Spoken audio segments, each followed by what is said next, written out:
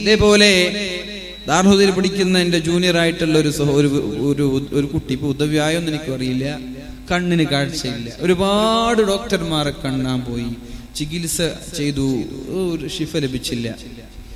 ബഹുമാനപ്പെട്ട തൃപ്പനച്ചി ഉസ്താദ് പരിചയമുണ്ടോ? തൃപ്പനച്ചി ഉസ്താദിന് പരിചയമുണ്ട്. അദ്ദേഹത്തെ കാണുമ്പോൾ അദ്ദേഹം ഓടിച്ചുകൂടെ പോയ ആളുകളൊക്കെ. അങ്ങനെ അദ്ദേഹം പോയപ്പോൾ അദ്ദേഹം അങ്ങനെ അടിച്ചതാണ്. അദ്ദേഹത്തിന്റെ കൈ കണ്ണിലേക്ക് കൊണ്ടു. പിന്നെ ആ കുട്ടിക്ക് കാഴ്ചശക്തി കിട്ടിയെന്നാണ്.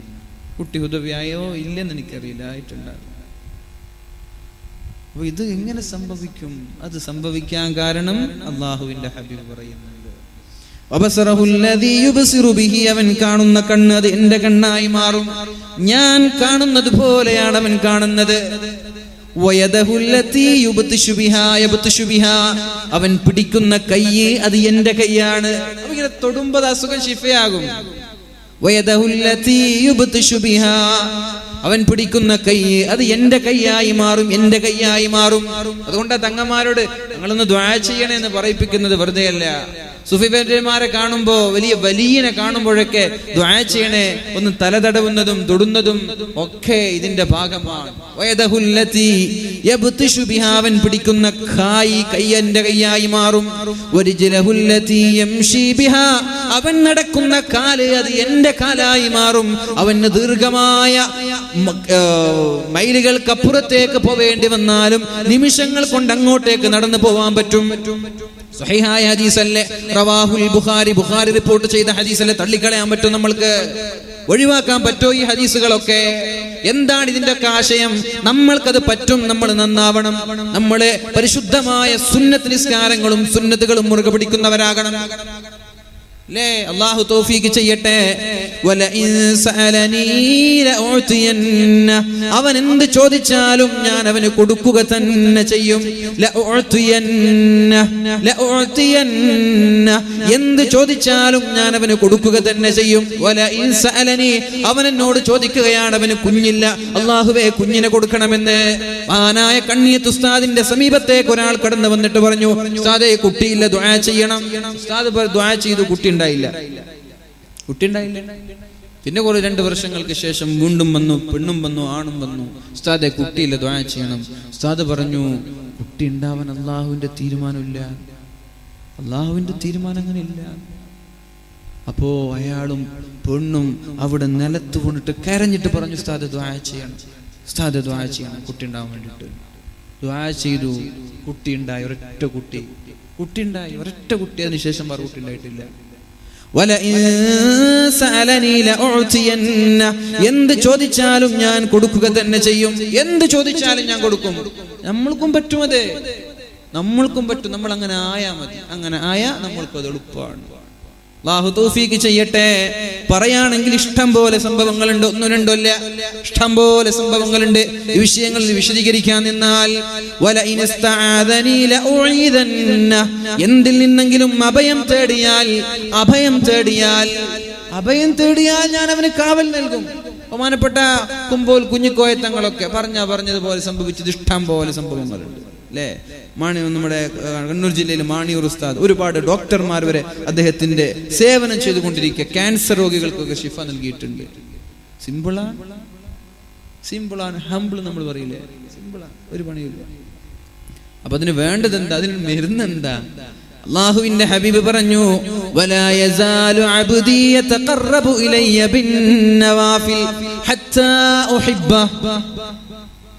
ഞാൻ അവനെ സ്നേഹിക്കും. അവൻ ഒരുപാട് സുന്നത്തുകൾ ചെയ്യാൻ തുടങ്ങിയാൽ, സുന്നത്തുകൾ ചെയ്യുമ്പോ എന്നിലേക്ക് അടുത്തടുത്തടുത്തടുത്ത് വരും. ഹത്താ ഉഹിബ്ബുഹു, ഞാൻ അവനെ സ്നേഹിക്കും. അല്ലാഹു സ്നേഹിച്ചാലോ പിന്നെ എല്ലാം നമ്മുടെ കൈയും കാലും ഒക്കെ അല്ലാഹുവിൻ്റെതാണ്. അല്ലാഹു തൗഫീഖ് ചെയ്യട്ടെ. അതുകൊണ്ട് എന്ത് വേണം? സുന്നത്ത് നിസ്കാരങ്ങൾ അധികരിപ്പിക്കണം. അല്ലാഹു റബ്ബ് സുബ്ഹാനഹു വ തആല നമ്മൾക്ക് തൗഫീഖ് നൽകട്ടെ. അല്ലാഹു പറഞ്ഞു, നിസ്കാരത്തിന്റെ കാര്യം വരുമ്പോ, മക്കളോട് നിസ്കാരത്തിന്റെ കാര്യം വരുമ്പോ പറഞ്ഞു, നിങ്ങൾ 7 വയസ്സായാൽ മുറു ഔലാദകും ബിസ്സലാത്തി വഹും അബ്നാഉ 7. 7 വയസ്സുള്ള മക്കളോട് നിസ്കരിക്കാൻ പഠിപ്പിക്കണമെന്ന് പറഞ്ഞു. നോമ്പ് നോക്കാൻ പറഞ്ഞിട്ടില്ല. 7 വയസ്സായ മക്കളോട് നോമ്പ് കൊണ്ട് കൽപ്പിക്കാൻ പറഞ്ഞിട്ടില്ല. വേറൊരു നന്മയും ചെയ്യാൻ പറഞ്ഞിട്ടില്ല. നിസ്കാരത്തിന്റെ കാര്യം ഗൗരവമാണ്. ആ കുട്ടിക്ക് നിസ്കാരം നിർബന്ധമില്ലല്ലോ, പിന്നെന്തിനാണ് ആ കുട്ടിയോട് 7 വയസ്സായ കുട്ടിയോട് നിസ്കരിക്കാൻ കൽപ്പിക്കാൻ പറഞ്ഞത്? മുറൂ ഔലാദകും ബിസ്സലാഹ്, മക്കളോട് നിസ്കരിക്കാൻ കൽപ്പിക്കണേ. 7 വയസ്സായി കഴിഞ്ഞാൽ ഏതുവരെ? 10 വയസ്സ് വരെ അവരോട് പറയണം നിസ്കരിക്കാൻ. 7 വയസ്സായ കുട്ടിയെ വിളിക്കണം, പൊന്നുമോനെ നിനക്ക് ഇന്ന് 7 വയസ്സ് പൂർത്തിയായിരിക്കുകയാണ്. അള്ളാഹുവിന്റെ ഹബീബ് പറഞ്ഞിട്ടുണ്ട് 7 വയസ്സായ നിസ്കാരം കൊണ്ട് കൽപ്പിക്കണമെന്ന്. ഇന്ന് മുതൽ പൊന്നുമോൻ നിസ്കരിക്കാൻ തുടങ്ങണം. പറയണം, ളുഹറിന് പറയണം, അസ്റിനും പറയണം, സുബഹിക്കും മഗ്രിബിനും ഇശാഇനും പറയണം. മാതാപിതാക്കളുടെ ബാധ്യതയാണത്. നിരന്തരമായി 10 വയസ്സാകുന്നത് വരെ എല്ലാ ദിവസവും മക്കളോട് പറയണം. ഓരോ നിസ്കാരത്തിന്റെയും സമയത്ത് നിസ്കരിക്കാൻ കൽപ്പിക്കണം. നിസ്കരിച്ചില്ലെങ്കിൽ അടിക്കേണ്ടതില്ല. നിസ്കാരാകുമ്പോ പറയാ, മോനെ നിസ്കരിക്കണം, നിങ്ങളുടെ ബാധ്യത കഴിഞ്ഞു. പിന്നെ കുട്ടി നിസ്കരിച്ചില്ലേ, അടിക്കണ്ട, മതി, നിസ്കരിക്കാൻ പറയാം. അസ്ർ ബാങ്ക് വിളിക്കുമ്പോ മോനോട് പറയണം പള്ളിക്ക് പോകണം നിസ്കരിക്കാൻ. മഗ്രിബ് ബാങ്കിന്റെ സമയത്തും പറയണം നിസ്കരിക്കാൻ, പള്ളിയിൽ പോവാൻ. 10 വയസ്സായാൽ കുട്ടിക്ക് പ്രായപൂർത്തി എത്തുന്നില്ല. പക്ഷേ 10 വയസ്സായാൽ നിസ്കരിച്ചില്ലെങ്കിൽ കുട്ടിയെ അടിച്ചേക്കണം. 10 വയസ്സാകുമ്പോ മകനെ വിളിക്കുക, പൊന്നുമോനെ ഇന്ന് നിനക്ക് 10 വയസ്സ് പൂർത്തിയായിരിക്കുകയാണ്. എത്ര വയസ്സ്? 10 വയസ്സ്. ഹബീബ് പഠിപ്പിച്ചിട്ടുണ്ട് സല്ലല്ലാഹു അലൈഹി വസല്ലം. നബി തങ്ങൾ പഠിപ്പിച്ചിട്ടുണ്ട് 10 വയസ്സായാൽ നിസ്കാരം കൊണ്ട് കൽപ്പിക്കണം, നിസ്കരിച്ചില്ലെങ്കിൽ അടിക്കണം. അതുകൊണ്ട് ഇന്ന് മുതൽ നിസ്കാരം ഒഴിവാക്കിയാൽ എൻ്റെ അടുത്ത് നിന്ന് അടി വാങ്ങിക്കും എന്ന് മക്കളോട് വിളിച്ചിട്ട് പറയാം. എന്നിട്ട് ളുഹർ നിസ്കരിച്ചില്ലേ, ചെറുതായിട്ടൊരു അടി കൊടുക്കുക. പക്ഷേ കുട്ടിക്ക് നിസ്കാരം നിർബന്ധമായിട്ടില്ല. കുട്ടിയുടെ നന്മകളൊക്കെ മാതാപിതാക്കളുടെ ഇടയിലേക്കാണ് പോകുന്നത്. 11 വയസ്സിലും അടിക്കണം, 12ലും അടിക്കണം, 13ലും അടിക്കണം, 15 വയസ്സ് വരെ പ്രായപൂർത്തി എത്തുന്നത് വരെ അവനെ അടിക്കണം.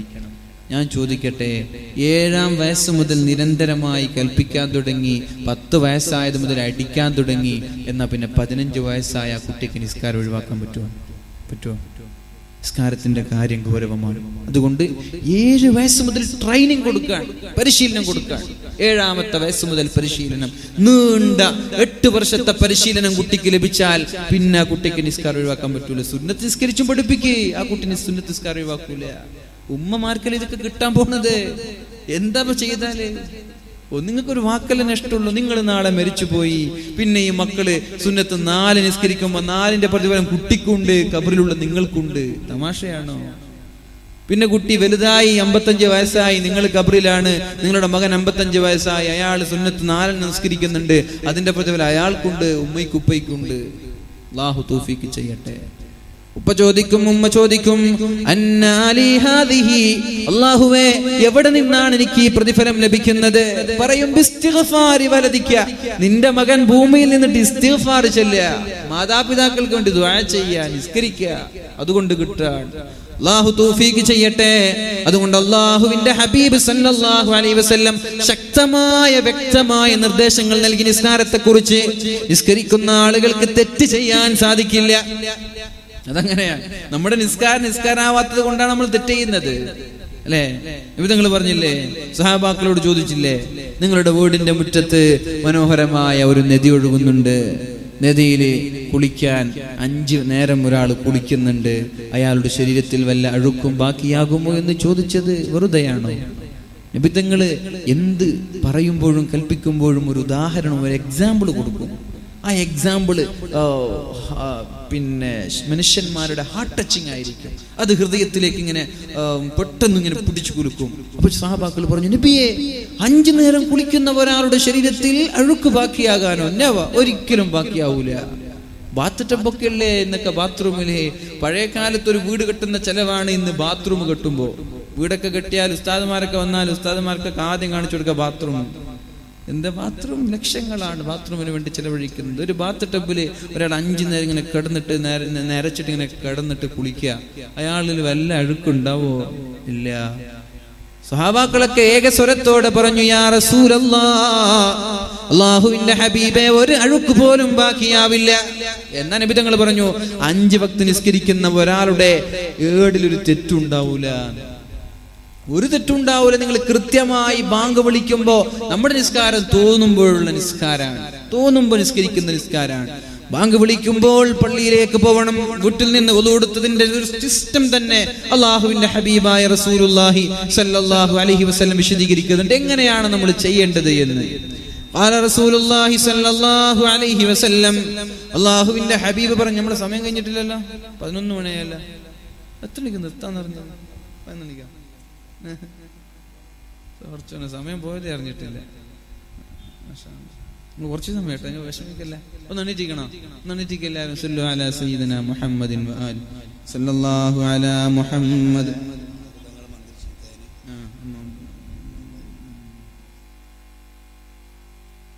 സല്ലല്ലാഹു അലാ മുഹമ്മദ് സല്ലല്ലാഹു അലൈഹി വസല്ലം. സല്ലല്ലാഹു അലാ മുഹമ്മദ് സല്ലല്ലാഹു അലൈഹി വസല്ലം. ഇന്നലെ ബായാർത്ഥങ്ങൾ മന്ത്രിച്ച തേന് റുമ്മാമ്പഴമൊക്കെ ഇവിടെ ഉണ്ട്. ഇന്നലെ കൊടുക്കാൻ സമയം കിട്ടിയിട്ടില്ല. അപ്പോൾ ഇൻഷാ അല്ലാഹ് അത് വാങ്ങേണ്ട ആളുകളൊക്കെ എന്ത് ചെയ്യുക, സംഘാടകർ നമ്മുടെ കമ്മിറ്റിയെ ബന്ധപ്പെടുക, എന്നിട്ട് വാങ്ങിക്കുക എല്ലാവരും. പിന്നെ നാളെ ഉണ്ട് നജ്മുദ്ദീൻ തങ്ങൾ, നാളെ ഇൻഷാ അല്ലാഹ് വരുന്നുണ്ട്. നാളെയും ഞാനാണ് ഇവിടെ. അപ്പോൾ ഇന്ന് കുറെ പറഞ്ഞാൽ നിങ്ങൾ നാളെ വരില്ലെന്ന് എനിക്കറിയാം, അതുകൊണ്ട് പെട്ടെന്ന് നിർത്താൻ.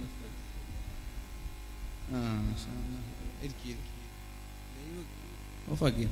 ലൈവ് കാണുന്നുണ്ട് കുറെ ആളുകൾ ദുബൈയിൽ. നാട്ടിൽ നിന്നൊക്കെ കാണുന്ന ആളുകളുണ്ടാവും, ഗൾഫിൽ നിന്നൊക്കെ. മാഷാ അല്ലാഹ്. അപ്പൊ ഗൾഫിൽ നിന്നാണ്. ഇപ്പോ അതിന്റെ ആളെങ്കിൽ ഇതുവരെ കണ്ടിട്ടില്ല. എത്രയോ 6, 7, 8 മാസം മുമ്പ് വിളിച്ചിട്ട് ബുക്ക് ചെയ്ത പരിപാടിയാണിത്. ഒഴിവാക്കാതിരിക്കാനുള്ള ഒരു കാരണം അതാണ്. കുറെ മുമ്പ് ബുക്ക് ചെയ്യുമ്പോൾ ഞാൻ ചോദിച്ചു, പഠിച്ചു ഇത്ര മുമ്പൊക്കെ ബുക്ക് ചെയ്യണോ? പറഞ്ഞു അപ്പോൾ ഡേറ്റ് കിട്ടൂല എന്ന് പറഞ്ഞിട്ട് ബുക്ക് ചെയ്താണ്. അതുകൊണ്ട് ഞാൻ പിന്നെ ഒഴിവാക്കാതിരിക്കാൻ ഒരു കാരണം അതാണ്.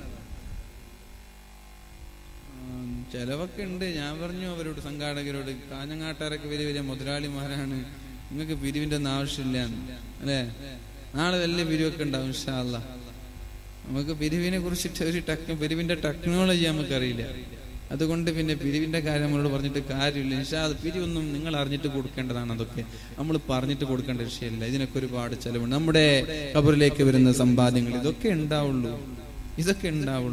നാളെ മരിച്ചു പോയാൽ അവിടെ ഒരു പ്രകാശമായിട്ട് വരുന്നത്, ഖബർ വിശാലമാകുന്നത്, സ്വർഗം ലഭിക്കുന്നത്, നരകത്തിൽ നിന്ന് രക്ഷപ്പെടുന്നത് ഇവിടെ എന്ത് കൊടുത്തതേ ഉണ്ടാവുള്ളൂ. അല്ലാതെ നമ്മളിങ്ങനെ പിരിവൊക്കെ പറഞ്ഞ് അതിന് നരകത്തെ കുറിച്ചിട്ട് വേൽ പറഞ്ഞ് കണ്ണീരൊക്കെ വന്ന് അവരിങ്ങനെ വിതുമ്പുമ്പോൾ ഒരു 100 രൂപ നോട്ടെടുത്ത് കൊടുത്തിട്ട് കാര്യമൊന്നുമില്ല. നിങ്ങൾ അറിഞ്ഞിട്ട് കൊടുക്കില്ല. 1000, 500, 10,000 വലിയ ചിലവുണ്ട്. അതെനിക്കറിയാം. നല്ലൊരു മനോഹരമായിട്ടുള്ള വേദിയാണ് നമ്മുടെ സംഘാടകർ ഒരുക്കിയിട്ടുള്ളത്. അൽഹംദുലില്ലാഹ്, വേദിക്ക് ഉഷാറാണ്. ആ പുറത്ത് നിൽക്കുന്ന ആളുകൾ ഇവിടെ ഇരുന്നാൽ മനോഹരമായി. അള്ളാഹു സ്വീകരിക്കട്ടെ. അപ്പൊ ഇൻഷാ അല്ലാഹ് തേന് പിന്നെ ഉറുമാമ്പഴൊക്കെ ഉണ്ട്. അതൊക്കെ നല്ല രീതിയിൽ എന്ത് ചെയ്യുക, ബഹുമാനപ്പെട്ട ബായാർത്ഥങ്ങൾ മന്ത്രിച്ച തേനാണ്. എല്ലാവരും വാങ്ങുക. അള്ളാഹു തൗഫീഖ് ചെയ്യട്ടെ ഇൻഷാ അല്ലാഹ്.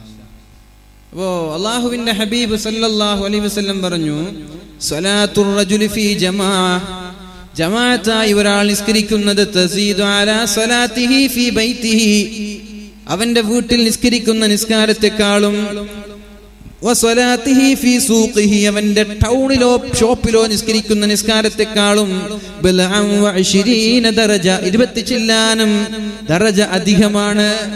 ഒരു നിസ്കാരത്തിന് വീട്ടിലൊരാൾ നിസ്കരിക്കുന്നുണ്ട്, ആ നിസ്കാരത്തെക്കാൾ 20 ചില്ലാനം, 27 വേറെ ഹദീസിലുണ്ട്, 27 ഇരട്ടി പ്രതിഫലമാണ് ഒരാൾക്ക് ലഭിക്കുന്നത്. എന്നാ പിന്നെ വീട്ടിൽ നിസ്കരിച്ചൂടെ? വെറുതെ കിട്ടുന്ന ഓഫറല്ലേ.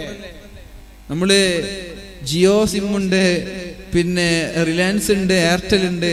നമ്മളെല്ലാരും ജിയോക്ക് വേണ്ടിയിട്ട് അപേക്ഷ കൊടുത്തത് ജിയോയിലാണ് ഓഫർ ഉള്ളത്. അൺലിമിറ്റഡ് പിന്നെ നെറ്റ് കിട്ടാണ്. അപ്പോ എന്നാ പിന്നെ ജിയോ ആയിക്കോട്ടെ. ഇനിയിപ്പോ അടുത്ത BSNL പറയാണ് ജിയോനേക്കാൾ ഓഫർ ഞാൻ തരാം, എന്നാ പിന്നെ ജിയോ വലിച്ചിട്ട് അടുത്ത് BSNL പോകും, അവിടെയാണ് ഓഫർ ഉള്ളത്. അപ്പൊ ഇതേപോലെ ഇവിടെ ഓഫർ ഉള്ളത്, പള്ളിയിലെ ഓഫർ ഉള്ളത്. വീട്ടിനേക്കാളും 27 ഇരട്ടി ഓഫർ ഇവിടെയാണ്. എന്നാ ഇവിടെ നിസ്കരിച്ചുകൂടെ? അത് നമുക്ക് വേണ്ട.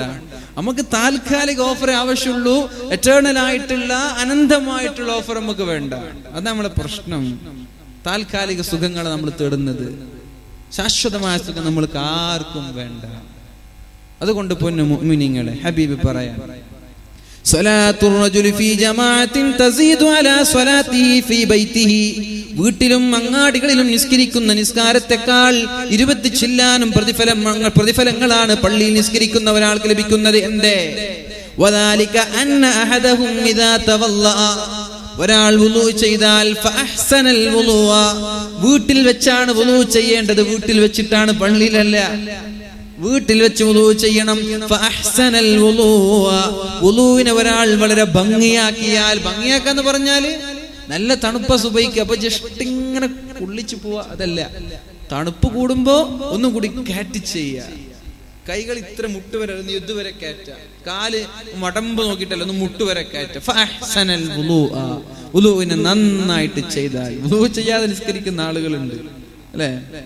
അങ്ങനല്ല, ഒരു കോമഡി ഇല്ല. അങ്ങനെ ഒരു ഞാൻ വൈകിപ്പോയിനെങ്കിൽ വുളൂ എടുക്കാൻ നിനക്ക് ജുമസ്കാരം കിട്ടൂലായിരുന്നു എന്ന് പറഞ്ഞിട്ട് നിസ്കരിച്ച ആളുകളൊക്കെ ഇല്ല.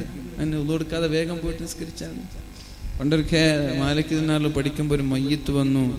അപ്പൊ ഇവിടെ ഒരാള് പറയാണ്, വുളൂക്ക് പിന്നെടുക്ക്, നിങ്ങൾ ഇവര് മയ്യത്ത് നിസ്കരിക്കാൻ വേണ്ടി കാക്കാണ്, വുളൂക്ക് പിന്നെടുക്ക്, നിങ്ങൾ കൈ കെട്ടുന്നു വിളിച്ചിട്ടൊക്കെ ഉണ്ട്. അപ്പൊ ഏതായാലും വുളൂ എടുത്തു, ഭംഗിയായി എടുത്താൽ സുമ്മാസൽ മസ്ജിദ്, അങ്ങനെ പള്ളിയിലേക്ക് നിങ്ങൾ നടന്നു വരാൻ, പള്ളിക്ക് വേണ്ടി നിസ്കരിക്കാൻ വേണ്ടി വരാൻ. ലാ യുരീദു ഇല്ല സ്വലാ, അവന്റെ ലക്ഷ്യം നിസ്കാരമാണ്. നിസ്കാരം ലക്ഷ്യമാക്കി ഒരാൾ പള്ളിയിൽ വന്നാൽ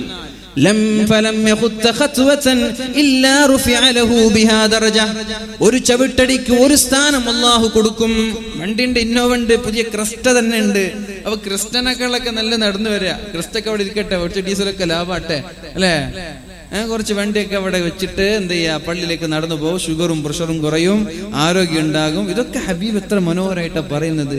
നമ്മളൊക്കെ വണ്ടിയാണ്. ഇപ്പൊ സ്റ്റേജിലേക്ക് വരുന്നു, വണ്ടി എടുത്ത പിന്നെ വീട്ടില് വണ്ടി, പിന്നെ എവിടെ നടക്കാന്ന് സംഭവം ലോകത്തുണ്ട്. ഇപ്പൊ ഉണ്ടോ? വീട്ടിലെത്തിയാൽ എവിടെ പുസ്തകം പിടിച്ച് അല്ലെങ്കിൽ റൂമിൽ ഇങ്ങനെ ഇരിക്കും, പിന്നെ വീണ്ടും വണ്ടിയിൽ കയറും, പുറത്തിറങ്ങും, അവിടെ ഇറങ്ങും, നടത്തില്ല. അപ്പൊ എന്ത് പറഞ്ഞു ഹബീബ്? എന്ത് പറഞ്ഞു? നിങ്ങൾ നടന്നിട്ട് പള്ളിക്ക് പോ, ഷുഗർ ഉണ്ടാവൂല. ഇതൊക്കെ ട്രീറ്റ്മെന്റ് അല്ലേ? ഇതൊക്കെ നിങ്ങൾ ആരോഗ്യത്തിനുള്ള വഴികൾ അള്ളാഹുവിന്റെ ഹബീബ് കുറെ കാലക്കൂട്ടി പറഞ്ഞു തരാം, മുമ്പേ പറഞ്ഞു തരാ. നിങ്ങൾ പള്ളിക്ക് നടന്നു പോകുവീൻ, വണ്ടി ഉണ്ടെങ്കിലും കുഴപ്പമില്ല, നടന്നു പോകുവീൻ.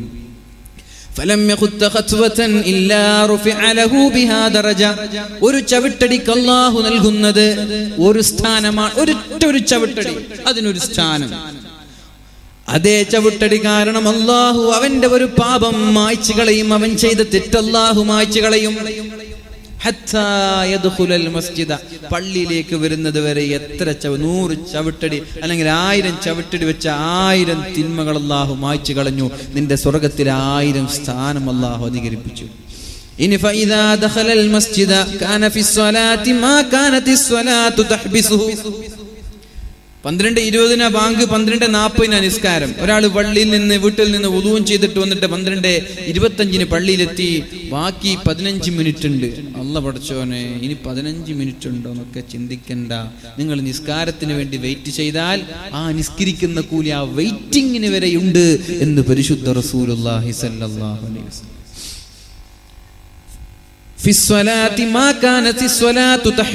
അവൻ നിസ്കാരം ബന്ധിക്കുന്ന കാലത്തോളം, നിസ്കാരത്തിന് വേണ്ടി കാത്തിരിക്കുന്ന സമയവും അവൻ നിസ്കാരത്തിലാണ്, നിസ്കരിക്കുന്ന പ്രതിഫലമുണ്ട് എന്ന് പരിശുദ്ധ റസൂലുള്ളാഹി സ്വല്ലല്ലാഹു അലൈഹി വസല്ലം. വൽ മലായികതു യുസല്ലൂന അലാ അഹദികും. മഹാന്മാരായ അല്ലാഹുവിന്റെ മലായികങ്ങൾ അവന് വേണ്ടി പ്രാർത്ഥിച്ചു കൊണ്ടേയിരിക്കുകയാ. നിസ്കരിക്കുന്ന ആളുകൾക്ക് മലക്കുകൾ പ്രാർത്ഥിച്ചു കൊണ്ടിരിക്കുന്നുണ്ട്. എവിടെയാണോ അവൻ നിസ്കരിക്കുന്നത്, ആ നിസ്കരിക്കുന്ന അതേ സ്ഥലത്ത് എത്ര സമയമാണോ അവൻ ഇരിക്കുന്നത്, അവിടെ നിന്ന് എണീക്കുന്നത് വരെ അള്ളാഹുവിന്റെ മാലാക്കമാർ അവന് വേണ്ടി ദുആ ചെയ്യുന്നുണ്ട്. അപ്പൊ സലാം വീട്ടിയാ പിന്നെ എണീറ്റിട്ട് പോകുന്ന ആ സ്വഭാവം വേണ്ട. ഇരിക്കവിടെ. നിനക്ക് ദുആ ചെയ്യുന്നത് ഇഷ്ടമല്ലേ, നീ ആമീൻ പറയണ്ട, നീ എവിടെ ഇരുന്നോ? അങ്ങനെ ഉണ്ടാവില്ല. ദുആ ചെയ്യുന്നത് ഇഷ്ടമല്ല, ദിക്ർ ചൊല്ലുന്നത് നിനക്ക് ഇഷ്ടമല്ല, കുഴപ്പമില്ല, നീ എവിടെ ഇരിക്ക്. ഇരുന്നാലോ, അവിടെ ഇരുന്നാലോ അല്ലാഹുവിന്റെ മലായികകൾ ദുആ ചെയ്യും. എന്താണ് അവരുടെ ദുആ? അല്ലാഹുമ്മ റഹംഹു, അല്ലാഹുവേ അയാൾക്ക് നീ റഹ്മത്ത് ചെയ്യണേ, അയാൾക്ക് നീ കാരുണ്യം ചെയ്യണേ. അല്ലാഹുമ്മ ഗഫിർ ലഹ്, അയാൾക്ക് നീ പുറത്തു കൊടുക്കണേ അല്ലാഹ്. അല്ലാഹുമ്മ തുബ് അലൈഹി, അല്ലാഹുവേ അയാളുടെ തൗബ സ്വീകരിക്കണേ അല്ലാഹ്. നീ അവിടെ നിന്ന് എണീക്കുന്നത് വരെ, അല്ലെങ്കിൽ പിന്നെ അവിടെ ഇരുന്നിട്ട് ഇങ്ങനെ ഗീബത്ത് പറയാ, എന്നാ പിന്നെ മലക്കിന്റെ ദുആ നിർത്തും. അവിടെ ഇരുന്നിട്ട് ഇങ്ങനെ ദിക്ർ ചൊല്ലാൻ, അവിടെ ഇരുന്നിട്ട് ഖുർആൻ ഓതാൻ, അവിടെ വെറുതെ ഇരുന്നിട്ട് അള്ളാഹുവിനെ കുറിച്ച് ചിന്തിക്കാൻ അള്ളാഹുവിന്റെ മലക്ക് ദുആ ചെയ്തുകൊണ്ടിരിക്കും നീ എണീക്കുന്നത് വരെ. അതുകൊണ്ട് സലാം വീട്ടിയ ഉടനെ ചെറുപ്പക്കാർക്കൊരു സ്വഭാവമുണ്ട്, പിന്നാലെ പോയിട്ട് ചാരിയിരിക്കും. കിബിലേക്കൊക്കെ കാൽ നീട്ടിയിട്ട് കറാഹത്താണ്. പള്ളിയുടെ അകത്ത് കിബിലക്ക് നേരെ കാൽ നീട്ടിയിരിക്കാൻ പാടില്ല. വയസ്സന്മാർക്കൊരു കുഴപ്പമില്ല, അവരിങ്ങനെ ദിക്റൊക്കെ ചെല്ലുന്നുണ്ടാകും. അവർ കൈ പോലും ഇങ്ങനെ ഒരു ക്ഷീണത്തിന് കൈ പോലും കുത്തിയിട്ടുണ്ടാവില്ല. വയസ്സന്മാർ 80, 60 വയസ്സുള്ള വയസ്സന്മാർ അവർ അതേ സഫിൽ ഇരുന്ന അതേ ഇരുത്തത്തിൽ തന്നെ മണിക്കൂറുകൾ ഇരിക്കും. അവർക്ക് കുഴപ്പമില്ല. ചെറുപ്പക്കാരാണ് സത്യത്തിൽ ഇരിക്കേണ്ടത്, അവരാണ് എണീറ്റ് പോയിട്ട് ചാരിയിരിക്കുന്നത്. അല്ലാഹു അക്ബർ. ഇത് വേണോ ചെറുപ്പക്കാരാ? വേണോ? അല്ലാഹു നമ്മൾക്ക് ബോധം നൽകട്ടെ. അല്ലാഹു നമ്മൾക്ക് ബോധം നൽകട്ടെ. ഇൻഷാ അല്ലാഹ് ഒരു 11:30 വരെ, അല്ലെ 11:30 വരെ 11:15 അല്ലാഹു തൗഫീഖ് ചെയ്യട്ടെ. നാളത്തെ വിഷയം അല്ലാഹുവിന്റെ അനുഗ്രഹങ്ങൾ, അല്ലെ, അല്ലാഹുവിന്റെ അനുഗ്രഹങ്ങൾ എന്നൊരു വിഷയമാണ്. അല്ലാഹുമ്മ തുബ് അലൈ എന്നിങ്ങനെ അല്ലാഹുവിന്റെ മലായികകൾ ദുആ ചെയ്തുകൊണ്ടേയിരിക്കുമെന്ന് പരിശുദ്ധ റസൂലുള്ളാഹി സ്വല്ലല്ലാഹു അലൈഹി വസല്ലം. വുളൂ ചെയ്യുമ്പോ നമ്മുടെ കോപം നഷ്ടപ്പെടുമെന്ന് പറഞ്ഞിട്ടുണ്ട്. ദേഷ്യപ്പെടുന്ന ആൾ നല്ല ദേഷ്യക്കാരനാണ്, അയാളോട് വുളൂ ചെയ്യാൻ പറയുക. വുളൂ ചെയ്താൽ അയാളുടെ ദേഷ്യം ഇല്ലാതെയാകും. അതിന് കാരണം പറഞ്ഞത് റസൂലുള്ളാഹി സ്വല്ലല്ലാഹു അലൈഹി വസല്ലം പറഞ്ഞ വിഷയമാണ്. അതൊക്കെ വുളൂ ചെയ്യുന്ന ആളുകൾ എന്ത് ചെയ്യണം? ഇന്നൽ ഗളബ മിനശ് ശൈത്വാൻ. ദേഷ്യം പിടിക്കുക എന്നത് പിശാചിന്റെ സ്വഭാവമാണ്. പിശാചാണ് ഒരാളെ ദേഷ്യം പിടിപ്പിക്കുന്നതും പിശാചാണ്. നമ്മൾ അത്ഭുതപ്പെടേണ്ട ഒരു വിഷയമാണ്. നമ്മുടെ അറഫ ദിവസമാണ് പിശാചിന് ഏറ്റവും ദേഷ്യമുള്ളത്. പിശാച് ചുരുങ്ങി ചുരുങ്ങി ചുരുങ്ങി ഈച്ചയോളം ചെറുതാകുന്ന ദിവസമാണ് അറഫാ ദിവസം. ആ അറഫാ ദിവസം എന്തേ പിശാച് ഇങ്ങനെ ദേഷ്യപ്പെടുന്നത്? അന്നാണ് പിണങ്ങി നിൽക്കുന്ന, അകന്നു നിൽക്കുന്ന 2 പേർ കൂട്ടിമുട്ടിയ ദിവസം. 2 മുഅ്മിനീങ്ങൾ പരസ്പരം സ്നേഹിച്ച ദിവസം അന്നാണ്. ആരാണ്? സ്വർഗീയ ലോകത്ത് നിന്ന് ഭൂമിയിലേക്ക് പറഞ്ഞയച്ച ആദം നബി അലൈഹിസ്സലാം, ഹവ്വാ ബീവി റളിയല്ലാഹു അൻഹ, 2 പേരും കണ്ടുമുട്ടിയ സ്ഥലമാണ് അറഫ. ഭാര്യയും ഭർത്താവും ഗൾഫിൽ നിന്നിട്ട് 2 വർഷം കഴിഞ്ഞിട്ട് വരുമ്പോ എന്തൊരു സ്നേഹ ഭാര്യയും ഭർത്താവും, അല്ലെ? ഗൾഫാർക്കൊക്കെ അറിയാലോ. എന്നോട് ചെറുപ്പക്കാരൻ പറഞ്ഞു, പെണ്ണായിട്ടുണ്ട്, എനിക്കൊണ്ട് പോകാൻ മനസ്സിലായിരുന്നില്ല, അല്ലെ? പെണ്ണാന്നതിനേക്കാളും മുമ്പൊക്കെ ഗൾഫിൽ നിൽക്കും, പെണ്ണായാ പിന്നെ അവിടെ നിൽക്കാൻ പറ്റൂല. അപ്പൊ ആദം നബി അലൈഹിസ്സലാമും ഹവ്വാ ബീവി റളിയല്ലാഹു അൻഹ വർഷങ്ങളുടെ വേർപിരിയലിന് ശേഷം, വേർപാടിന് ശേഷം കണ്ടുമുട്ടാൻ ഒരു സ്നേഹ സംഗമമാണ്. അവിടെയാണ് ലക്ഷക്കണക്കിന് മുസ്ലിമീങ്ങൾ അറഫാ ദിവസം സ്നേഹത്തോടെ സംഗമിക്കുന്നത്. കറുത്തവനും വെളുത്തവനും, മുതലാളിയും രാജാവും പ്രജയും എല്ലാവരും അവിടെ സംഗമിക്കുകയാണ്. ഈ ഒരു സ്നേഹ സംഗമം പിശാചിന് സഹിക്കൂല. പിശാച് ഓടും, കരഞ്ഞുകൊണ്ടോടും. അപ്പൊ ഇന്നൽ ഗളബ മിനശ് ശൈത്വാൻ, ദേഷ്യം എന്നത് പിശാചിന്റെ ഭാഗമാണ്. ഇന്നശ് ശൈത്വാന ഖുലിഖ മിൻ നാർ, തീയിൽ നിന്നാണ് പിശാചിനെ സൃഷ്ടിച്ചത്. തീയിൽ നിന്നാണ് പിശാചിനെ സൃഷ്ടിച്ചത്. എന്നാൽ തീയിനെ അണച്ചു കളയുന്നത് വെള്ളം കൊണ്ടാണ്. എപ്പോഴാ ദേഷ്യം ഉണ്ടാവുക? പിശാച് തടിയിൽ കൂടുമ്പോഴാ ദേഷ്യം ഉണ്ടാവുക. പിശാച് എന്തിൽ നിന്ന് സൃഷ്ടിച്ചത്? തീയിൽ നിന്നാണ്. അപ്പൊ തീയിനെ എങ്ങനെ അണക്കുക? വെള്ളം കൊണ്ടാണ്. അപ്പൊ നിങ്ങൾ വുളൂ ചെയ്യുവീൻ. വുളൂ ചെയ്താൽ ശരീരത്തിലേക്ക് കയറിക്കൂടിയ പിശാചെന്ന ആ ഒരു ദേഷ്യത്തെ, ആ ഒരു തീയിനെ നിങ്ങൾക്ക് അണച്ചു കളയാൻ പറ്റുമെന്ന് പരിശുദ്ധ റസൂലുള്ളാഹി സ്വല്ലല്ലാഹു അലൈഹി വസല്ലം. വുളൂ ചെയ്യുവീൻ, നന്നായി വുളൂ ചെയ്യുവീൻ. അലാ അദുല്ലുകും അലാ മാ യംഹുല്ലാഹു ബിഹിൽ ഖതായ, അല്ലാഹു പാപങ്ങൾ പുറത്തു തരുന്ന ഒരു കാര്യം ഞാൻ നിങ്ങളോട് പറഞ്ഞു തരട്ടെ. തെറ്റൊക്കെ അല്ലാഹു മായ്ച്ചു തരുന്ന ഒരു കാര്യം പറഞ്ഞു തരട്ടെ. വയർഫഉ ബിഹി ദറജാത്ത്, അല്ലാഹു സ്ഥാനം അധികരിപ്പിക്കുന്ന ഒരു നന്മ പറഞ്ഞു തരട്ടെ. ബലാ യാ റസൂലല്ലാഹ്, അല്ലാഹുവിന്റെ ഹബീബേ നിങ്ങൾ പറഞ്ഞു തരുവീൻ, പറഞ്ഞു തരൂ യാ റസൂലല്ലാഹ്. നബി തങ്ങൾ പറഞ്ഞു, ഇസ്ബാഗുൽ വുളൂഇ അലൽ മകാരിഹ്, ഇസ്ബാഗുൽ വുളൂഇ അലൽ മകാരിഹ്, ഏറ്റവും തണുത്ത് മരം കൊച്ചുന്ന രാത്രിയിൽ നിങ്ങൾ വുളൂ ഒന്ന് കാറ്റി ചെയ്യുക. ഒരു വട്ടം കഴുകിയിട്ട് എണീറ്റ് പോവണ്ട. ഒരു 3 വട്ടം കഴുകി നിങ്ങൾ എന്ത് ചെയ്യുക? ഒന്നും കൂടി കാറ്റിട്ട് ചെയ്യുക. തലയൊക്കെ തടവുമ്പോ ചെറുതായിട്ടൊന്നും ഇങ്ങനെ കൊള്ളിച്ചാ പോരാ, തലൊന്ന് മുഴുവനായിട്ട് തടവുക, ചെവി മുഴുവനായിട്ട് തടവുക, കാലൊന്ന് കാറ്റിക്കഴുകുക. എപ്പോ? മക്കാരി, നിങ്ങൾക്ക് തണുപ്പുള്ള സമയങ്ങളിൽ, അല്ലെങ്കിൽ നല്ല ചൂട്. ഞാൻ ഖത്തറിൽ പോയപ്പോ ഒരു അവിടുത്തെ ഖത്തറിലുള്ള ആളുകൾക്കറിയാം, ഖത്തർ വേണ്ട GCC മൊത്തം ചൂടുണ്ടാകുന്ന സമയത്ത് ശക്തമായ തിളക്കുന്ന വെള്ളമാണ് അവിടെ നിന്നൊക്കെ വരിക. തിളക്കുന്ന വെള്ളമാണ്. നമ്മൾക്ക് എക്സ്പീരിയൻസ് ഇല്ലല്ലോ. പടച്ചോനെ താമം ചെയ്യുന്നത് പോലെ വുളൂ ചെയ്തത്. മാഷല്ല തയമ്മം ചെയ്യുന്നവർ ഇങ്ങനെ കുളിച്ചിങ്ങനെ അഡ്ജസ്റ്റ് ചെയ്തിട്ട് വുദു ചെയ്ത് അത്രയ്ക്കും തിളക്കാണ് വെള്ളം. അപ്പോണ്ട് അവിടെ ഒരു പട്ടാണി പാകിസ്ഥാൻകാരൻ വളരെ കൂളായിട്ട് വെള്ളം ഇങ്ങനെ തിരിച്ചെഴുന്നുണ്ട്, കാലിങ്ങനെ ആടിപ്പാടി കഴുകുന്നുണ്ട്. നമുക്കാണെങ്കിൽ കൈയൊന്നും തൊടാൻ പോലും പറ്റാത്ത ചൂടാ. പട്ടാണിക്കത് വിഷയമല്ല. പട്ടാണി എങ്ങനെയാണ് ഇന്ത്യ പാകിസ്ഥാൻ യുദ്ധത്തിനൊക്കെ പോവാണ് ഇപ്പൊ പഠിച്ചോന്നല്ലേ. അല്ലാഹു സമാധാന അന്തരീക്ഷം നിലനിർത്തട്ടെ. അല്ലാഹു സമാധാന അന്തരീക്ഷം നിലനിർത്തട്ടെ.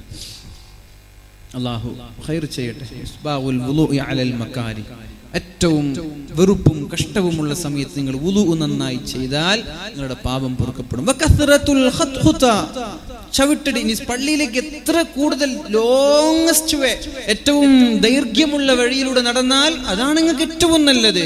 നിങ്ങളുടെ കൂടുതൽ പാപങ്ങൾ പൊറുക്കപ്പെടാൻ നല്ലത് ഏറ്റവും ലോങ്ങിലുള്ള ദീർഘമായ വഴിയിലൂടെ നിങ്ങൾ പോവുക.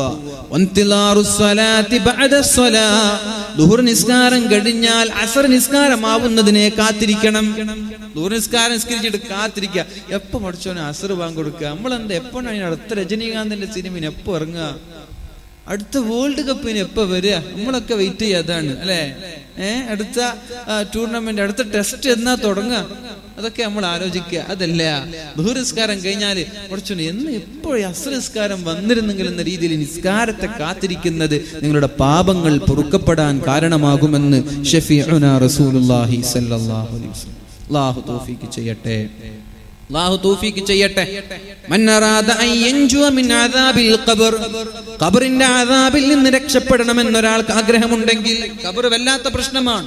ഖബർ എന്ന് കേട്ടാൽ തൽക്ഷണം ഞെട്ടേണ്ടതാ. ഖബർ കേൾക്കുമ്പോൾ ഞെട്ടണം. ഖബർസ്ഥാനിലൂടെ നടന്നു പോകുമ്പോൾ പടച്ചോനെ ഞാനും നാളെ അവിടെ കിടക്കേണ്ടവനാണല്ലോ എന്ന ബോധം വേണം. നിങ്ങൾക്ക് ബോധമില്ലെങ്കിൽ ഖബറിന് ബോധമുണ്ട്. ഖബർ വിളിച്ചു പറയുന്നുണ്ട്, എടാ നീ നടക്കുന്നുണ്ടല്ലേ, നീ വാട ഇങ്ങോട്ട്, നിന്നെ കിട്ടാൻ വേണ്ടി ഞാൻ കാത്തിരിക്കുകയാണ് എന്ന് ഖബർ പറയുന്നുണ്ട്. നാളെ ഇവിടെ കിടക്കുമ്പോ ഖബർ പറയും, നീ എന്റെ പൂമുഖത്തൂടെ പുറത്തുകൂടെ നടക്കുമ്പോ ഞാൻ നിന്നെ കിട്ടാൻ വേണ്ടി കാത്തിരുന്നു എന്ന് ഖബർ നിന്നോട് പറയുമെന്ന് ഹദീസുകളിൽ നമുക്ക് കാണാൻ സാധിക്കും. ഖബർ പറയും.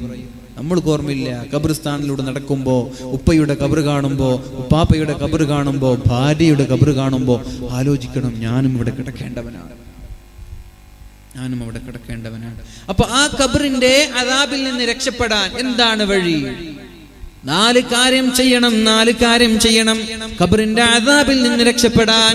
1, ഫഅലൈഹി അൻ യുലാസിമ 4 അഷ്യാ. 4 കാര്യം ചെയ്യണം. വയജ്തനിബ 4 അഷ്യാ. 4 കാര്യങ്ങളിൽ നിന്ന് വിട്ടു നിൽക്കുകയും ചെയ്യണം. 4 കാര്യം ചെയ്യണം, 4 കാര്യം ചെയ്യാതിരിക്കണം. അങ്ങനെ ഇത് ചെയ്താൽ നിങ്ങൾക്ക് ഖബറിന്റെ ശിക്ഷയിൽ നിന്ന് രക്ഷപ്പെടാമെന്ന് പരിശുദ്ധ റസൂലുള്ളാഹി സ്വല്ലല്ലാഹു അലൈഹി വസല്ലം. എന്താണ് ഒന്നാമത്തേത്? നീ ചെയ്യേണ്ട നിർബന്ധമായും ചെയ്തിരിക്കേണ്ട 4 കാര്യങ്ങൾ, ഖബറിന്റെ അദാബിൽ നിന്ന് രക്ഷപ്പെടാൻ നീ ചെയ്തിരിക്കേണ്ട 4 കാര്യങ്ങൾ ഏതൊക്കെയാണ്? നിസ്കാരം നീ കൃത്യമായി നിസ്കരിക്കണം. നിസ്കാരം നീ കൃത്യമായി നിസ്കരിക്കണം. നിസ്കാരം കൃത്യമായി നിസ്കരിക്കണം. എന്ന് വെച്ചാല് ളുഹറിന്റെ നിസ്കാരം അത് ഖളായി, പിന്നെ അസ്ർ നിസ്കരിക്കാന്ന് വെച്ചാൽ അസ്റും ഖളായി. പിശാച് പറയും, ളുഹർ നിസ്കരിക്കാൻ വേണ്ടി ബാങ്ക് കൊടുക്കുമ്പോൾ പിശാച് പറയും, ഏതായാലും സമയമുണ്ടല്ലോ, അസ്ർ വരെ 2-3 മണിക്കൂറില്ലേ, പിന്നെ നിസ്കരിക്കാന്ന് പറയും. നമ്മൾ പിന്നെ ഇങ്ങനെ നിസ്കരിക്കാൻ വേണ്ടി വെയിറ്റ് ചെയ്യും. പിന്നെ അസ്റിന്റെ സമയമാകുമ്പോൾ നമ്മൾക്ക് അങ്ങോട്ട് മറന്നു പോകും. പിന്നെ ഏതായാലും ളുഹർ ഖളായില്ലേ, പിന്നെ അസ്ർ പിന്നെ മഗ്രിബിന്റെ സമയത്ത് നിസ്കരിക്കുക. പിശാച് അങ്ങനെ തന്നെ പറയും. അസ്റിന്റെ സമയമാകും അതും ഇങ്ങനെ പിന്തിപ്പിച്ച് ഖളായി. പിന്നെ അന്ന് വിചാരിക്കും മഗ്രിബ്, ളുഹർ അസ്ർ ഏതായാലും ഖളായി, ഇനി മഗ്രിബ് അത് ഇല്ലെങ്കിൽ കുഴപ്പമില്ല, നമുക്ക് നാളെ മുതൽ നന്നാവാം. അവസാനം അങ്ങനെ പിശാച് പറയാം, നാളെ തന്നെ ആയിരിക്കും അവസ്ഥ. പിശാചിനെ പിന്തുടരാൻ നിന്ന ഇതായിരിക്കും അവസ്ഥ. അപ്പൊ അത് നിൽക്കണ്ട. ബാങ്ക് കൊടുത്ത ഉടനെ നിസ്കരിക്കുക. എന്നാ പിന്നെ ടെൻഷൻ മാറി. ഇല്ലെങ്കിൽ അസ്ർ ബാങ്ക് കൊടുക്കുന്നത് വരെ ടെൻഷൻ. പഠിച്ചോനെ ഞാൻ നിസ്കരിച്ചിട്ടില്ലല്ലോ എന്നൊരു ടെൻഷൻ ഉണ്ടാകും അസ്ർ ബാങ്ക് വിളിക്കുന്നത് വരെ. ബാങ്ക് വിളിക്കുമ്പോൾ നിസ്കരിക്കുന്ന നിസ്കാരക്കാരായി മാറിയാൽ ഇന്നസ്സലാത്ത തൻഹാ അനിൽ ഫഹ്ശാഇ വൽ മുൻകർ, തിന്മയിൽ നിന്ന്, വ്യഭിചാരങ്ങളിൽ നിന്ന്, തോന്നിവാസങ്ങളിൽ നിന്ന് നിസ്കാരം നിങ്ങളെ പിൻവലിക്കും. അവൻ ചെയ്യൂല. കൃത്യമായി നിസ്കരിക്കുന്നവന് തെറ്റ് ചെയ്യാൻ പറ്റൂല. അല്ലാഹു തൗഫീഖ് ചെയ്യട്ടെ. നിർബന്ധമായും ചെയ്തിരിക്കേണ്ട 4 കാര്യങ്ങൾ. നിസ്കാരം കൃത്യമായി നിസ്കരിക്കണം. നിസ്കാരക്കാരായാ പോരാ, നിസ്കരിക്കുന്നവരായാ പോരാ, നിസ്കാരം നിലനിർത്തുന്നവരാവണം. നിസ്കാരം നിലനിർത്തുന്നവരാവണം. അല്ലാഹു തൗഫീഖ് ചെയ്യട്ടെ. സ്വതക്ക കൊടുക്കണം. നമ്മുടെ സംഘാടകർക്ക് ഒരു കടവും വരാതെ, ഒരു വിഷമവും വരാതെ ഈ പന്തലിന്റെ പരിപാടിയും ഈ ബോക്സിന്റെതും എല്ലാ ചെലവും നിങ്ങൾ ഏറ്റെടുത്താൽ മതി. ഖബർ വല്ലാത്ത സുരക്ഷ ആയിരിക്കും ഇവിടെ. മനസ്സിലായോ? ഖബർ രക്ഷപ്പെടണ്ടേ?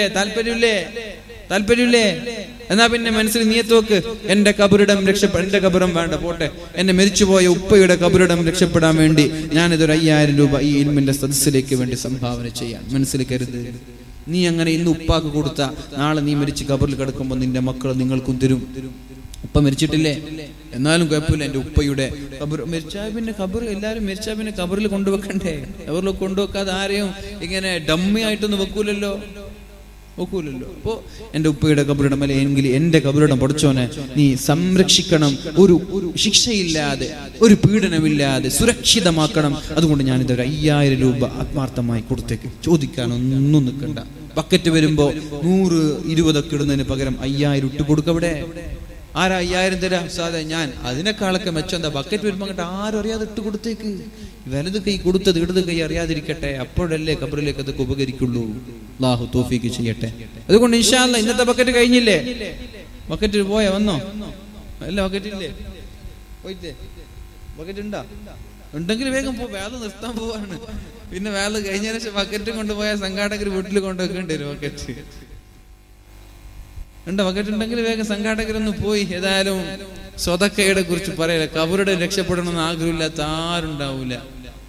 ആരുമില്ല. ഖബറിടം രക്ഷപ്പെടാൻ ആഗ്രഹമില്ലാത്തവർ. അപ്പൊ ഇൻഷാ അല്ലാഹ് ഖബറിടം രക്ഷപ്പെടണമെന്ന ആഗ്രഹത്തോടു കൂടി വരുന്ന ബക്കറ്റിൽ നന്നായിട്ട് ഇട്ട് കൊടുത്തേക്ക്. ലൻ തനാലുൽ ബിർറ ഹത്താ തുൻഫിഖു മിമ്മാ തുഹിബ്ബൂൻ. നിങ്ങൾക്ക് ഇഷ്ടമുള്ളത് കൊടുക്കുന്നത് വരെ നിങ്ങൾക്ക് അല്ലാഹു പ്രതിഫലം തരില്ല എന്നൊരു ആയത്ത് എന്നും മനസ്സിൽ വേണം. ഇഷ്ടമുള്ളത് കൊടുക്കുക. നമ്മുടെ പേഴ്സ് എടുക്കുക. പെണ്ണുങ്ങൾ ഹാൻഡ് ബാഗ് ഇല്ലാത്ത ഇന്ന് പെണ്ണുങ്ങൾ ലോകത്തില്ല അല്ലേ? ഹാൻഡ് ബാഗും തൂക്കി നടക്കാത്ത പെണ്ണുങ്ങളില്ല ലോകത്ത്. ഒന്നുമില്ലെങ്കിൽ വെറുതെ ഹാൻഡ് ബാഗ് തൂക്കി നടക്കണം അവർക്ക്. കുട്ടിയെ മറന്നു പോയാൽ കുഴപ്പമില്ല, ഹാൻഡ് ബാഗ് ഓർക്കൂല. അപ്പോ ഈ ഹാൻഡ് ബാഗിൽ ഉണ്ടാകുന്ന നോട്ടുകെട്ടുകളൊക്കെ എടുക്കുക, പേഴ്സിൽ ഉണ്ടാകുന്ന നോട്ടുകെട്ടുകൾ എടുക്കുക.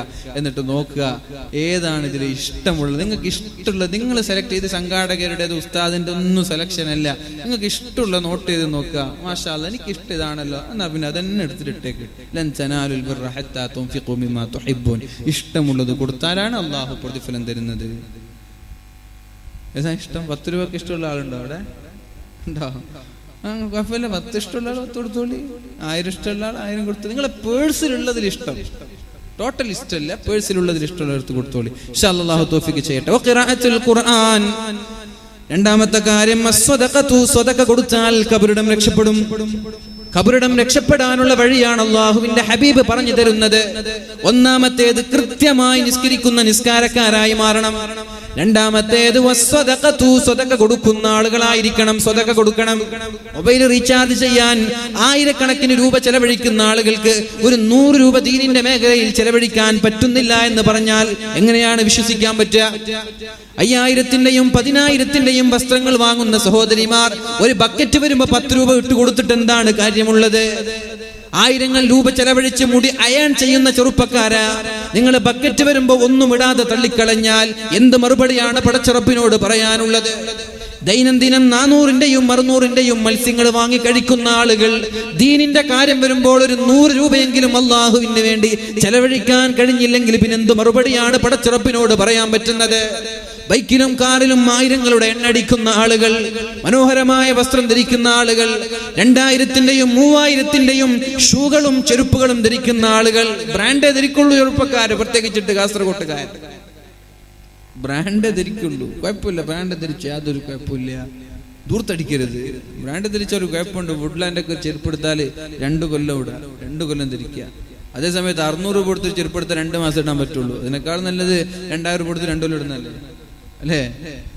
അങ്ങനെയാണ് വുഡ്ലാൻഡ്. പിന്നെ കുറെ കമ്പനിയൊക്കെ ഉണ്ട്, നമുക്കറിയില്ല. ചെറുപ്പക്കാർക്ക് എല്ലാ കമ്പനിയും വളരെ വ്യക്തമായിട്ട് അറിയാം. അതേപോലെ കുപ്പായങ്ങൾ, ഫാൻറ്, ഡ്രസ്സ്. പിന്നെ പെണ്ണുങ്ങൾക്ക് ദയവ് ചെയ്തിട്ട് നിങ്ങൾ കമ്പനി എടുത്ത് വാങ്ങിച്ചു കൊടുക്കരുത്. പെണ്ണുങ്ങൾക്ക് നിങ്ങൾ വുഡ്ലാൻഡൊക്കെ 6000 4000 കൊടുത്ത് വാങ്ങിച്ചിട്ടാൽ ഒരു ഫംഗ്ഷന് പോകുമ്പോഴും പിന്നെ പറയും ഇത് ഞാൻ കഴിഞ്ഞ ഫംഗ്ഷൻ ഇട്ടതല്ലേ, പടച്ചോനെ നമ്മൾ ഉണ്ടാക്കിയ 6000 രൂപ ഒരു പുഷ്പം പോലെ വലിച്ചെറി, ഇത് ഞാൻ കഴിഞ്ഞ ഫംഗ്ഷനിൽ ഇട്ടതാണ്, അതുകൊണ്ട് 100 രൂപക്ക് ഏറ്റവും ടോപ്പ് വാങ്ങിച്ചു കൊടുത്താൽ മതി, അതിന് 6000-ലേക്കൊന്നും പോവേ വേണ്ട. കുപ്പായ അങ്ങനെ തന്നെ. അവർക്ക് ആണുങ്ങളാണെങ്കിൽ ഒരു എന്താണ് കുപ്പായത്തിൻ്റെ കമ്പനിയുടെ പേരെന്ന് അറിയുന്നില്ല പഠിച്ചോനെ, ഒരു കുപ്പായ നല്ലൊരു കമ്പനി ആണെങ്കിൽ അത് എത്ര വെയിലത്തിട്ടാലും കളറും ഡിമ്മാവൂല, അതിൻ്റെ ഒന്നും പോവില്ല, പിന്നെ 2 വർഷമൊക്കെ കണ്ടിന്യൂ ഇടാം. പക്ഷെ പെണ്ണുങ്ങൾക്ക് അങ്ങനെ കൊടുത്തിട്ട് കാര്യമുണ്ടോ? ഏതെങ്കിലും ഒരു പെണ്ണ് ഇവിടെ 2 കൊല്ലം കുപ്പായിട്ട് ചരിത്രമുണ്ടോ? അങ്ങനെ ഉണ്ടെങ്കിൽ നമുക്ക് ഷോക്കേസിൽ വെക്കണം ആ പെണ്ണിന്. ഉണ്ടോ അങ്ങനെ ഏതെങ്കിലും പെണ്ണുങ്ങൾ? വസത്തിമാരെ കുറിച്ചല്ലേ ചെറുപ്പക്കാരികൾ. വസത്തിമാർ പിന്നെ ആ നെറ്റ് കീറിയിട്ട് ഒട്ടാന്നത് വരെ ഇടും, പിന്നെ ആര് അല്ലേ? ഇൻഷാ അല്ലാഹ്. അപ്പൊ അങ്ങനെ ചെയ്യാം. അപ്പോ നല്ലത് വസ്ത്രം ധരിക്കുന്നില്ലെന്ന് യാതൊരു കുഴപ്പമില്ല. പക്ഷെ എന്ത് ചെയ്യുക, ദീനിന് വേണ്ടി നമ്മൾ ഞാൻ ആലോചിക്കാറുണ്ട്, നമ്മൾ സോഷ്യൽ മീഡിയകളിൽ സമയം ചിലവഴിക്കാറുണ്ട്, വാട്സപ്പിന് വേണ്ടിയിട്ട്, ഫേസ്ബുക്കിലൊക്കെ. ചെറുപ്പക്കാരൊക്കെ ശ്രദ്ധിക്കേണ്ട ഒരു വിഷയമാണിത്. മൊബൈൽ ഫോണിൽ നമ്മൾ ഒരുപാട് 24 മണിക്കൂറിൽ ഏകദേശം ഒരു 12 മണിക്കൂറും മൊബൈൽ ഫോണിൽ നമ്മൾ ദിവസവും സോഷ്യൽ മീഡിയകളിൽ ചിലവഴിക്കുന്നുണ്ട്. അപ്പൊ നമ്മളൊന്ന് ആലോചിക്കണം, പടച്ച റബ്ബേ, നിന്റെ സമയം, നീ തന്ന സമയം ഞാൻ ഫോണിന് വേണ്ടിയിട്ട് അല്ലെങ്കിൽ മൊബൈൽ ഫോണ്, വാട്സപ്പ്, ഫേസ്ബുക്കിനൊക്കെ ഉപയോഗിച്ചു. ഖുർആൻ ഞാൻ ഒരു അരമണിക്കൂർ പോലും ഉപയോഗിച്ചിട്ടില്ലല്ലോ എന്ന് ചിന്തിക്കുമ്പോഴാണ് നിങ്ങൾക്ക് ഖുർആൻ എടുക്കാനുള്ള ഓർമ്മ വരുന്നത്. ചിന്തിക്കണം. നമ്മൾ മൊബൈൽ ഫോൺ ആലോചിക്കണം. വാട്സപ്പിൽ കളിക്കുമ്പോൾ പഠിച്ചോനെ ഞാൻ ഖുർആൻ ഓതാൻ വേണ്ടിയിട്ട് 5 മിനിറ്റ് പോലും ഇന്ന് ഉപയോഗിച്ചിട്ടില്ലല്ലോ. ഞാൻ എത്ര സമയം വാട്സപ്പിൽ കളിച്ചു നിന്നു, ഫേസ്ബുക്കിൽ എത്ര സമയം വെറുതെ അപ്ഡേറ്റ് ചെയ്യുക, എന്നിട്ട് സ്ക്രോൾ ചെയ്യുക, താഴോട്ടും മുകളിലോട്ടും മറിച്ചു നോക്ക്. ഞാൻ ഒരു പേജ് ഖുർആൻ മറിച്ചിട്ടില്ലല്ലോ എന്ന് ആലോചിക്കുമ്പോൾ നിങ്ങൾക്ക് നിങ്ങളുടെ ചിന്താമണ്ഡലങ്ങളിൽ മാറ്റമുണ്ടാവും. ഖുർആൻ എടുത്ത് ഓതാൻ പറ്റും നിങ്ങൾക്ക്.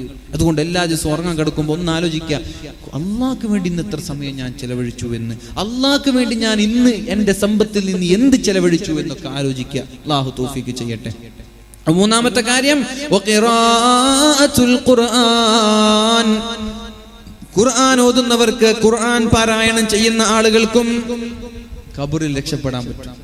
എവിടെ ഖുർആൻ? ഞാൻ ചോദിക്കട്ടെ, പരിശുദ്ധ റമളാൻ കഴിഞ്ഞതിന് ശേഷം ഒരു ഖത്തം ഓതി ആരെങ്കിലും സദസ്സിലുണ്ട്? റമളാൻ കഴിഞ്ഞതിന് ശേഷം ഒരു ഖത്തം ഓതി ആരെങ്കിലും ഉണ്ട് ഇവിടെ സദസ്സിൽ? നോക്കട്ടെ, ഒന്ന് എനിക്കൊരു തൃപ്തിക്ക് വേണ്ടിയിട്ട് ആരെങ്കിലും ഉണ്ടോ? ഒരാളുണ്ട് മാഷാ അല്ലാഹ്, 2 ആളുണ്ട് മാഷാ അല്ലാഹ്, മാഷാ അല്ലാഹ്, 3 ആളുണ്ട്. 3 ആള് ചെറുപ്പക്കാരില്ലതാണോ ഇതിൽ? വയസ്സന്മാരുള്ളത്. വയസ്സന്മാർക്കാണെങ്കിൽ കണ്ണും കാണില്ല, അവർ കഷ്ടപ്പെട്ടിട്ട് ഓതി തീർക്കണം. എത്ര സമയമാണ്, എന്നിട്ട് അവരെ ഓതി തീർത്ത്. ചെറുപ്പക്കാരൊന്നുമില്ല. മറുപടി പറയാൻ പറ്റുമോ റബ്ബിനോട്? അള്ളാഹു തന്ന കളിച്ചിട്ട് സംസാരിച്ചിട്ട് സമയം കളയല്ലേ പോന്ന ചെറുപ്പക്കാരാ. ജീവിതം എപ്പോൾ തീരുന്ന ആർക്കും പറയാൻ പറ്റൂല. നാളെ നീ മരിച്ച എന്തുണ്ടാക്കിയെന്ന് ആലോചിക്കുക റബ്ബിന് വേണ്ടിയിട്ട്. നാളെ ഒരു ആക്സിഡന്റിൽ മരിക്കുകയാണ്, ബൈക്ക് ആക്സിഡന്റിൽ മരിക്കുകയാണ്. ഇപ്പൊ എടുത്തിട്ട് ഒരു ചെറുപ്പക്കാരൻ, ഇവിടെ തന്നെയാണെന്ന് എനിക്കറിയില്ല, ഒരു സിലിണ്ടർ പൊട്ടിയിട്ട് 1 വർഷമായ ഒരു ചെറുപ്പക്കാരൻ മരിച്ചിട്ടെന്ന് പറഞ്ഞു. ആ ചെറുപ്പക്കാരൻ കരുതിയോ ഞാൻ മരിക്കുമെന്ന്?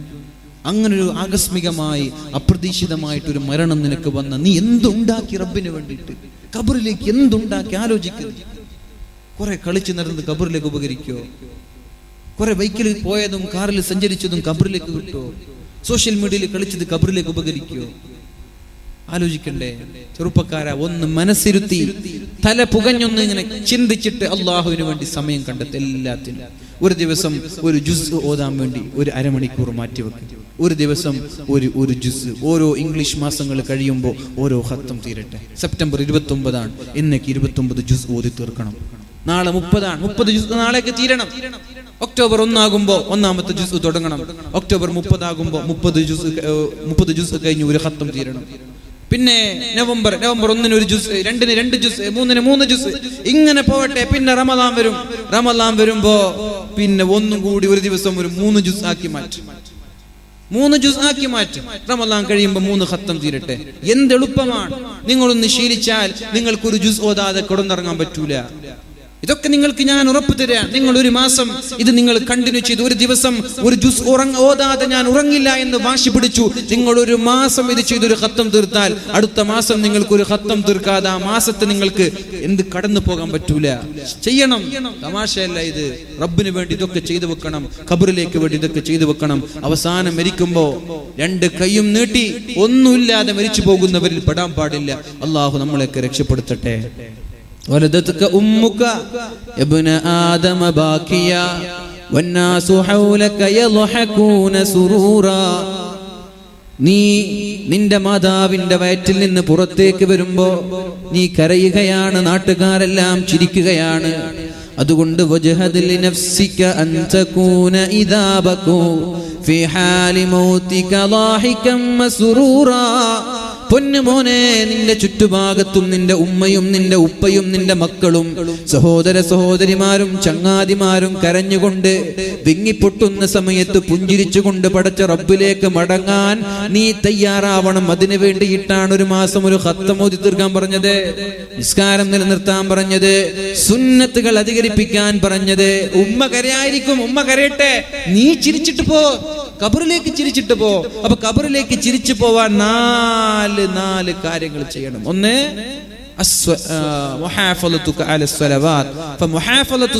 നിസ്കാരത്തെ നീ കൃത്യമായി നിർവഹിക്കണം. ഖിറാഅത്തുൽ ഖുർആൻ, പരിശുദ്ധ ഖുർആൻ ഓതണം.